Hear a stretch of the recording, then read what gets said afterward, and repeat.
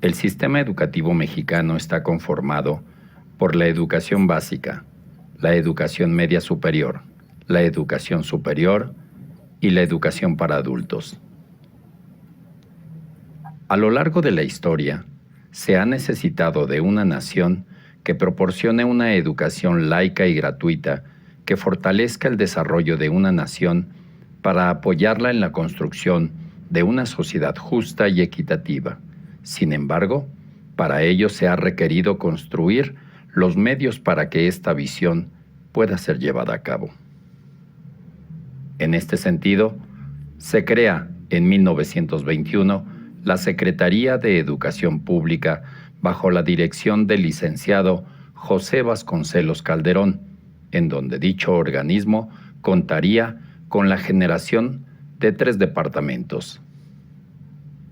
El departamento escolar, para articular todos los niveles educativos, desde preescolar hasta universidad. Departamento de bibliotecas, órgano que se encargaría de distribuir todos los materiales educativos y fomentar la lectura en todos los niveles. Departamento de Bellas Artes, quien tenía la encomienda de organizar las actividades artísticas en todos los niveles. Dentro de sus principales actividades, Vasconcelos generó la apertura de escuelas, amplió el número de profesores, fomentó la lectura a través de la edición de libros, los cuales fueron distribuidos en todos los centros educativos. Vasconcelos impulsa la educación técnica, formando para 1921 la Dirección General de Educación Técnica, en donde surgen instituciones como la Escuela Nacional de Artes Gráficas, la Escuela de Tecnología para Maestros y las escuelas mineras, industriales, comerciales, así como de artes y oficios. Con esto, Vasconcelos proponía una educación basada en el razonamiento, en donde existiera una correlación entre el saber ser y el saber hacer. La educación técnica para él consistía en proporcionar a las personas una forma de vivir o ganarse la vida, sin dejar de lado una visión general del entorno que lo rodeaba, reencontrando al ser humano con sus manifestaciones artísticas que le proporcionaban una identidad cultural.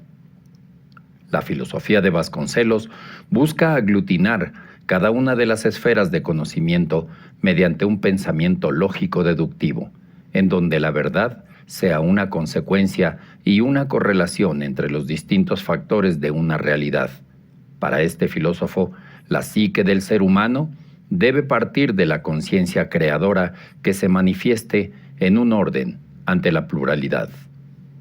La propuesta de Vasconcelos fue la antesala para que en años subsecuentes se creara la educación secundaria y posteriormente la educación media superior, resultando así una educación de carácter socialista en donde la Iglesia quedaba al margen de esta y las instituciones particulares deberían de alinearse a las indicaciones del sistema educativo federal con la intención de que éstas implementaran los programas oficiales. Con esto las oportunidades educativas se ampliaban para las personas que se ubicaban en zonas rurales, pues a partir de 1936 las escuelas del nivel medio superior toman un carácter de internados. Particularmente el Instituto Politécnico Nacional toma un carácter relevante, ya que se buscaba la formación de recursos humanos que dieran un fortalecimiento al sector campesino del país. A partir de 1940, se dieron cambios sustanciales en materia de política pública en el país, pues en 1941 se promulga la Ley Orgánica de Educación Pública. En 1946 se realizó una reforma al artículo 3 constitucional en donde la educación socialista pasa a ser una educación científica y democrática. La educación media superior tiene 2 propósitos: proporcionar a los educandos los conocimientos necesarios para ingresar a la educación superior y adquirir las habilidades y conocimientos necesarios que le permiten insertarse en el ámbito laboral en una modalidad de profesional técnico. Existe una gran diversidad de instituciones dedicadas a la impartición de enseñanza media superior, bachillerato tecnológico, CONALEP, bachillerato general, bachillerato de la UNAM, bachillerato del Instituto Politécnico Nacional, en donde todas se ven integradas por un tronco común, el cual tiene como objetivo fortalecer la capacidad de los alumnos en el proceso de aprendizaje y la adquisición de conocimientos científicos, humanos, técnicos, los cuales formen individuos capaces de investigar e interpretar información. En la actualidad, la educación media superior tiene varios retos, como son proporcionar cobertura a la población en general, siempre en un marco de equidad y calidad en la misma, vincular los aprendizajes adquiridos en el aula con los quehaceres de la vida cotidiana. Educación superior. Año con año, la demanda de educación superior va en aumento, pasando de 2.5 millones en 2006 a 3 millones en 2010, siendo el 91% de la población quienes deciden cursar este nivel educativo de manera presencial. La estrategia de México para satisfacer la demanda educativa en este nivel es fortaleciendo al sector público, diseñando carreras de nueva creación, renovando las ya existentes, destinando parte de los ingresos al mejoramiento de la infraestructura escolar e impulsando la práctica de modelos educativos a distancia o semipresenciales, así como el impulso a la creación de universidades tecnológicas en donde se abrieron nuevas carreras en el área de ingeniería, donde surge la figura del técnico superior universitario. De acuerdo con los datos que proporciona la SEP, la educación a distancia es una opción para enfrentar la demanda de este sector educativo, pues 1 de cada 10 hace uso de este servicio. Existen instituciones que han apoyado el desarrollo de la educación a distancia en nuestro país. ECOESAD, el Consorcio del Espacio Común de Educación Superior a Distancia. SINED, el Sistema Nacional de Educación a Distancia, y el ESAD, el Programa de Educación Superior Abierta y a Distancia. La implementación de estas prácticas son de gran importancia para la educación superior en el país.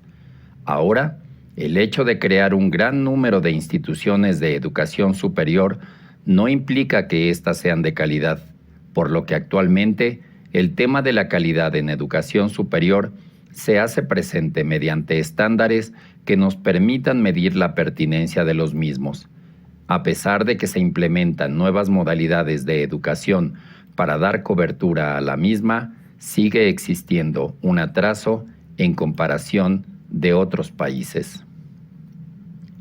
Según la ANUYES, la Asociación de Universidades e Instituciones de Educación Superior, para el año 2020 se pronosticaba que la educación superior alcanzaría una cobertura de 4.700.000 alumnos, por lo que cada año necesitaría tener un aumento de 128.000 por ciclo para cumplir con este propósito. Lo anterior implicaría un aumento en el financiamiento a este sector educativo. El crecimiento desmedido de este sector educativo no implica que éste sea llevado con calidad y, por el contrario, se puede caer en un fenómeno de masificación del mismo, por lo que sus modelos de organización, estructuración y gestión deberán ser modificados. La educación asume varios retos día con día. En ella o a través de ella se articulan las acciones a desarrollar para alcanzar el ideal de hombre que se desea alcanzar y el tipo de nación que se requiere consolidar. El modelo vasconcelista buscaba en su momento la formación de hombres que tuvieran una forma de ganarse la vida articulando la técnica y la sensibilidad por su entorno social, en donde se formara la identidad del ser humano con su nación. Para 1941, la educación no solo se ocupa de la población infantil, se diversifica, ofreciendo a los adultos la oportunidad de alfabetizarse a través de las primarias nocturnas, escuelas de radio, escuelas rurales, centros nocturnos para analfabetas, entre otros. Para ese momento, se había enseñado a leer y a escribir a 5 millones de analfabetas en el país. Finalmente, en 1968, los centros de educación básica para adultos implementan una nueva modalidad educativa, la cual proporcionaba la educación necesaria en los tiempos que los adultos determinaban educación sin grados, considerando que de manera previa se debía hacer una valoración con la finalidad de colocarlo en el nivel de conocimientos que le correspondía. Durante la década de los años 70 se da origen a planes y programas que pudiesen implementar en la educación de adultos, surgiendo las primarias intensivas o primarias para adultos, editándose libros exclusivamente para esta necesidad educativa.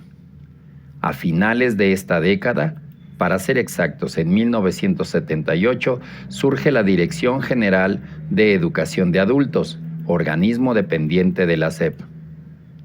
Este se encargaba de regular todas las acciones de este campo de trabajo, surgiendo modelos educativos en diferentes modalidades como son abierta y semiescolarizada, y así, a inicios de los 80 se crea el INEA, organismo descentralizado encargado de desarrollar programas de educación para adultos en sistema abierto o a distancia, descentralizándose este sistema educativo en 1992 con el Acuerdo Nacional para la Modernización Educativa. Falta mucho por hacer. Los profesionales de la educación se preparan y actualizan día tras día para reconocer y ofrecer solución a los problemas que están presentes en los distintos ámbitos de la vida nacional. Gracias por su atención.